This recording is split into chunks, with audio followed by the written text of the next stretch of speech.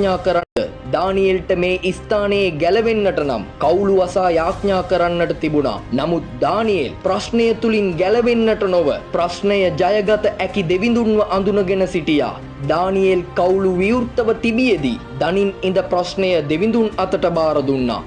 යම්කිසි අවස්ථාවක ඔබ තනිවන්නේද? කිසි දෙයකින් ගැලවීමක් නොපෙනෙන තැනක ඔබ සිරවී සිටින්නේද? එම ස්ථානයේදී ඔබ දෙවිඳුන් සමග සිටගන්නේ නම් දෙවිඳුන්ගේ බලවත් අස්තය ඔබ තුල ක්‍රියාත්මක වෙනවා.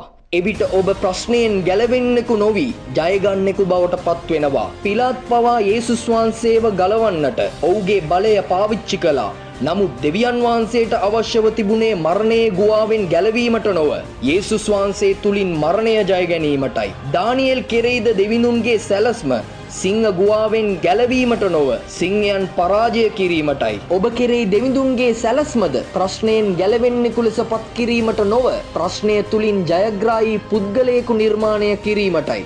ඔබද යම් ප්‍රශ්නයක සිරවි ස්වාමිනී මා ගලවන්න යයි ඉල්ලා සිටින්නේ නම් දැන්ම ඔබගේ යාඥා විලාශය වෙනස් කරන්න. ඔබ ඉල්ලන විට මේ ලෝකයේ සියල්ල ජයගත් දෙවිඳුන් ඔබ තුලින් ක්‍රියා කරයි. දෙවිඳුන්ට අවශ්‍ය ඔබ සාවුල් මෙන් ගෝලියත් ඉදිරියේ සැඟවෙන්නෙකු නොවි දාවිත් මෙන් ගෝලියත් ජයගන්නා වූ මිනිසෙක් ඇටියට ඔබව පත් කිරීමටයි. ආමේන්.